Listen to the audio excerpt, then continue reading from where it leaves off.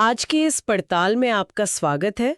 हमारे पास अंतर्राष्ट्रीय संबंधों यानी इंटरनेशनल रिलेशंस के सिद्धांतों पर कुछ बहुत ही दिलचस्प स्रोत हैं। हाँ, और इसमें अकादमिक लेखों से लेकर विकिपीडिया और यहाँ तक कि रेडिट की बहसें भी शामिल हैं। तो आज हमारा मिशन है इन बड़े बड़े मुश्किल लगने वाले सिद्धांतों को थोड़ा आसान बनाना। बिल्कुल, हम ये समझने की कोशिश करेंगे कि आखिर दुनिया के देश जैसा व्यवहार करते हैं वैसा क्यों करते हैं। क्या सब कुछ बस ताकत का खेल है, या फिर हमारे विचार, हमारी पहचान और हमारा इतिहास भी कोई मायने रखते हैं?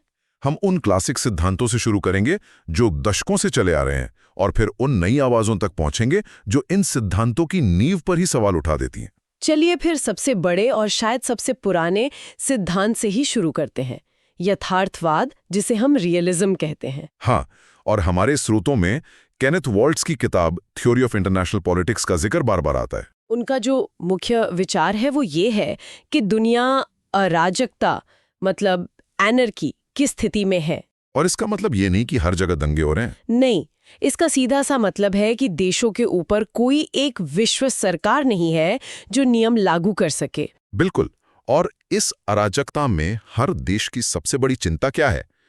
अपना अस्तित्व बचाना, अपनी सर्वाइवल। तो वॉल्स का कहना है कि इसी वजह से सभी देश बस ताकत बढ़ाने में लगे रहते हैं। हाँ, और ये उनका स्वभाव नहीं बल्कि सिस्टम का दबाव है। ये तो सुनने में बहुत निराशाजनक लगता है। मतलब दुनिया एक ऐसे मोहल्ले की तरह है जहां कोई पुलिस नहीं है और हर घर बस अपनी सुरक्षा के लिए हथियार जमा कर रहा है। ये एक बहुत अच्छा उदाहरण है, और यही बात वॉल्स के नव यथार्थवाद या नियोरलिज्म को अलग बनाती है। वो कैसे? वो ये नहीं कहते कि इंसान स्वभाव से लालची या बुरा है। वो कहते हैं कि अंतर्राष्ट्रीय सिस्टम का ढांचा ही ऐसा है जो देशों को शक करने और ताकत के पीछे भागने पर मजबूर करता है, चाहे उनके नेता कितने ही शांति प्रिय क्यों ना हो। हाँ, यहीं पर शक्ति का संतुलन यानी बैलेंस ऑफ पावर का कॉन्सेप्ट आता है। जब भी कोई एक देश बहुत ज्यादा ताकतवर होने लगता है तो दूसरे देश असुरक्षित महसूस करते हैं। सही कहा, और फिर वो उसे रोकने के लिए एकजुट हो जाते हैं। ठीक है, पर अगर दुनिया वॉल्स की नज़र से इतनी ही निराशाजनक है, जहां हर देश सिर्फ अपनी सुरक्षा के फिक्र में है, तो फिर हम रोजमर्रा की जिंदगी में इतना सहयोग क्यों देखते हैं? बहुत अच्छा सवाल है। मतलब देश आपस में व्यापार करते हैं, जलवायु परिवर्तन पर समझौते करते हैं। यथार्थवाद इसे कैसे समझाता है, या शायद वो नहीं समझा पाता? और यहीं पर यथार्थवाद की सीमाएं दिखने लगती हैं।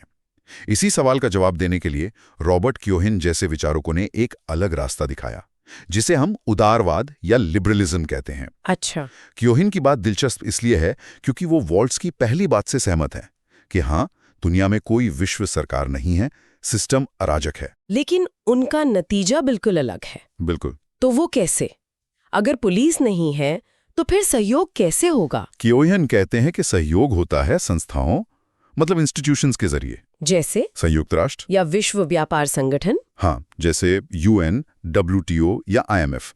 ये संस्थाएं देशों के बीच बातचीत का एक मंच देती हैं, जानकारी साझा करती हैं और धोखेबाजी को मुश्किल बना देती हैं। अच्छा। और इसके अलावा वो आर्थिक अंतर्निर्भरता पर बहुत जोर देते हैं। Economic interdependence. हाँ, मतलब आज के दौर में देशों की अर्थव्यवस्थाएं एक दूसरे से इतनी जुड़ गई हैं कि लड़ाई करना किसी के भी फायदे में नहीं है। क्योंकि जंग का मतलब सिर्फ सैनिकों की मौत नहीं, बल्कि सप्लाई चेन का टूटना, बाजारों का गिरना और खरबों का नुकसान है। एकदम सही। तो संस्थाएं सहयोग में मदद करती है, ये तो समझ में आया।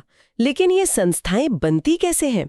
कोई तो इन्हें शुरू करता होगा, इन्हें चलाता होगा। ये बहुत जरूरी सवाल है, और यहीं पर आधिपत्य स्थिरता सिद्धांत यानी हेजेमोनिक स्टेबिलिटी थियरी आता है। ये क्या है? आप ऐसे सोचिए, एक बहुत अमीर और ताकतवर देश जैसे द्वितीय विश्व युद्ध के बाद अमेरिका कहता है, देखो, हम एक नया आर्थिक खेल शुरू कर रहे हैं। नियम हम बनाएंगे, पहली फंडिंग हम देंगे और हम सुनिश्चित करेंगे कि सब नियमों से खेलें। अच्छा, जैसे ब्रेटन वुड्स सिस्टम जिसने वर्ल्ड बैंक और IMF को जन्म दिया। बिल्कुल, वो बिल्कुल यही था। एक ताकतवर देश ने स्थिरता लाने के लिए जिम्मेदारी उठाई। क्योहिन का तर्क है कि भले ही बाद में उस देश की ताकत थोड़ी कम हो जाए, लेकिन जो संस्थाएं बन गईं वो सहयोग की आदत को बनाए रखती हैं। ठीक है, तो हमारे पास दो बड़े विचार हैं। एक यथार्थवाद जो कहता है कि दुनिया ताकत और संघर्ष की जगह है, और दूसरा उदारवाद जो सहयोग और संस्थाओं में उम्मीद देखता है। लेकिन ये दोनों ही मानकर चल रहे हैं कि दुनिया के नियम पत्थर की लकीर हैं। पर अगर ये नियम ही असली न हो तो, अगर पूरा खेल ही हमारे दिमाग में हो। अब आप उस विचार की तरफ बढ़ रही हैं जिसने 1980s और 90s के दशक में इंटरनेशनल रिलेशंस की दुनिया में एक तरह से भूचाल ला दिया था। मैं रचनावाद यानी कंस्ट्रक्टिविज्म की बात कर रही हूँ। हाँ, और इसका सबसे बड़ा नाम है अलेक्जेंडर वेंट, जिनका एक लेख है जिसका शीर्षक ही सब कुछ कह देता है, anarchy is what states make of it. मतलब अराजकता वही है जो राजू से बनाते हैं। सही। एक मिनट, तो आप कह रहे हैं कि दुनिया की ये अराजकता कोई भौतिक सच्चाई नहीं है, जैसे गुरुत्वाकर्षण। हाँ, ये सिर्फ एक कहानी है जिसे देश एक दूसरे को सुनाते आ रहे हैं, और क्योंकि सब उस कहानी पर यकीन करते हैं इसलिए वो सच हो जाती है। बिल्कुल। वेंट का यही तो क्रांतिकारी विचार था। ये कहता है कि अंतर्राष्ट्रीय संबंध सिर्फ बंदूकों और पैसों से नहीं चलते, बल्कि साझा विचारों, पहचान और संस्कृति से चलते हैं। कोई उदाहरण दे सकते हैं? जरूर। सोचिए, ब्रिटेन के पास भी परमाणु हथियार हैं और उत्तर कोरिया के पास भी। हाँ, लेकिन अमेरिका को ब्रिटेन के हथियारों से डर नहीं लगता। क्यों? क्योंकि उनके बीच एक रिश्ता है, दोस्ती का, साझा इतिहास का। सही कहा। हथियार वही हैं, लेकिन उनके पीछे का मतलब बिल्कुल अलग है। रचनावाद कहता है कि ये मतलब ही असलियत बनाते हैं। तो अगर देश एक दूसरे को दुश्मन मानेंगे तो वे दुश्मनों जैसा व्यवहार करेंगे और दुनिया यथार्थवादी दिखेगी। और अगर वे दोस्त मानेंगे तो वे सहयोग करेंगे और दुनिया उदारवादी दिखेगी। अगर विचार ही असलियत बनाते हैं तो फिर ये सवाल उठता है कि ये विचार कौन बनाता है? कौन तय करता है कि क्या सच है, क्या सामान्य है और क्या खतरनाक? और ये सवाल हमें मिशेल फुको जैसे विचारकों की दुनिया में ले जाता है, और एक ऐसे दृष्टिकोण की ओर जिसे उत्तर संरचनावाद या पोस्ट स्ट्रक्चरलिज्म कहते हैं। फुको का नाम तो मैंने सुना है। फुको कहते हैं कि हमें ये पूछना बंद कर देना चाहिए कि शक्ति क्या है, और ये पूछना शुरू करना चाहिए कि शक्ति काम कैसे करती है। उनका एक बहुत शक्तिशाली कॉन्सेप्ट है डिस्कोर्स। डिस्कोर्स का मतलब यहाँ सिर्फ बातचीत तो नहीं होगा, ये थोड़ा मुश्किल लग रहा है। इसे किसी आसान उदाहरण से समझा सकते हैं? जरूर। सोचिए आतंकवाद के खिलाफ युद्ध यानी वॉर ऑन टेरर के डिस्कोर्स के बारे में। ठीक है। 9/11 के बाद इस डिस्कोर्स ने ये तय किया कि कौन आतंकवादी है, कौन सभ्य है, और किस तरह की हिंसा जैसे ड्रोन हमले या किसी देश पर हमला करना जरूरी या जायज है। हाँ, ये तो है। ये डिस्कोर्स सिर्फ एक विचार नहीं है, ये असल में शक्ति का इस्तेमाल करता है। ये तय करता है किसके ऊपर नजर रखी जाएगी, किससे पूछताछ होगी और किसके मानवाधिकारों को नजरअंदाज किया जा सकता है। तो फुको का कहना है कि ज्ञान कभी भी तटस्थ नहीं होता। नहीं, वो हमेशा शक्ति से जुड़ा होता है। जो चीजों को परिभाषित करने की ताकत रखता है वही असली शक्ति रखता है। तो इस नजरिए से देखें तो राज्य की संप्रभुता या राष्ट्रीय सुरक्षा जैसी चीजें प्राकृतिक तथ्य नहीं है, बल्कि एक खास तरह के डिस्कोर्स से बनाए गए विचार है जो किसी न किसी के फायदे में काम करते हैं। एकदम सही। उत्तर संरचनावाद यही पूछता है कि राज्य का ये विचार बना कैसे, ये किसे ताकत देता है और किसकी आवाज को दबाता है। आप जानते हैं, अब तक की हमारी सारी बातचीत में यथार्थवाद, उदारवाद, रचनावाद, हम राज्यों, सिस्टम और डिस्कोर्स जैसे बड़े बड़े शब्दों की बात कर रहे हैं। लेकिन मैं सोच रहा हूं कि इस पूरी तस्वीर में लोग कहाँ हैं, खासकर दुनिया की आधी आबादी यानी महिलाएं। ये एक बहुत बहुत जरूरी सवाल है और ये हमें नारीवादी यानी फेमिनिस्ट सिद्धांतों की ओर ले जाता है। और हमारे स्रोत बताते हैं कि इस अकादमिक क्षेत्र ने लगभग 70 साल तक महिलाओं यानी जेंडर के बारे में कोई गंभीर बात ही नहीं की। ये जानना चौंकाने वाला है, लेकिन सच है। जैसे कि दुनिया को सिर्फ पुरुष ही जलाते हैं और उसका असर सिर्फ पुरुषों पर ही पड़ता है। लेकिन एक मिनट, क्या ये कहना थोड़ा ज्यादा नहीं हो जाएगा? क्या आईआर पुरुष केंद्रित है? आखिरकार देश तो देश है, उनका कोई जेंडर तो होता नहीं।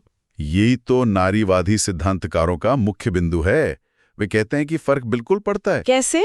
वे सेक्स, जो कि जैलिक है, और जेंडर, जो समाज द्वारा बनाई गई भूमिकाएं हैं, के बीच अंतर करते हैं। पारंपरिक रूप से शक्ति, युद्ध, सुरक्षा जैसी चीजों को मर्दाना गुणों से जोड़ा गया है। ताकत, आक्रामकता, प्रतिस्पर्धा और सहयोग, शांति जैसी चीजों को उन्हें स्त्रीण और कमजोर मानकर अक्सर खारिज कर दिया जाता है।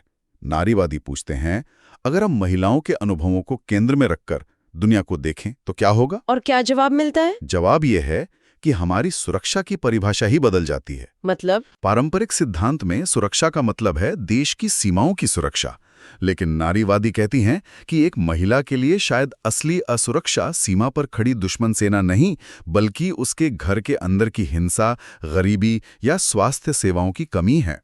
और अक्सर ये असुरक्षा राज्य की अपनी नीतियों से ही पैदा होती है। बिल्कुल। सिंथिया एनलो की किताब बनानास बीचेस एंड बेसेस यही दिखाती हैं कि कैसे अंतर्राष्ट्रीय राजनीति उन लोगों के जीवन से चलती है जिन्हें हमेशा अनदेखा किया जाता है। तो नारीवाद उन लोगों की बात करता है जिन्हें जेंडर के आधार पर अनदेखा किया गया। ये मुझे सोचने पर मजबूर कर रहा है, क्या ऐसे और भी समूह हैं जिन्हें इतिहास और भूगोल के आधार पर अनदेखा किया गया है? जैसे कि क्या हम दुनिया की कहानी सिर्फ पश्चिमी देशों के नजरिए से नहीं सुन रहे? और ये सवाल हमें सीधे उत्तर उपनिवेशवाद यानी पोस्ट कोलोनियलिज्म की दहलीज पर ले आता है। ये सिद्धांत पारंपरिक आयार को पूरी तरह से पलट देता है। कैसे? ये कहता है कि अंतर्राष्ट्रीय सिस्टम अराजक नहीं है, बल्कि एक पिरामिड जैसा है, एक हायरार्की है। इसमें यूरोप और उत्तरी अमेरिका के देश सबसे ऊपर हैं, और ये ढांचा सैकड़ों सालों की औपनिवेशिक हुकूमत और लूट से बना है। मुझे लगता है कि कुछ लोग ये तर्क दे सकते हैं कि ये सब तो इतिहास की बातें हैं, आज की दुनिया में उपनिवेशवाद तो खत्म हो चुका है।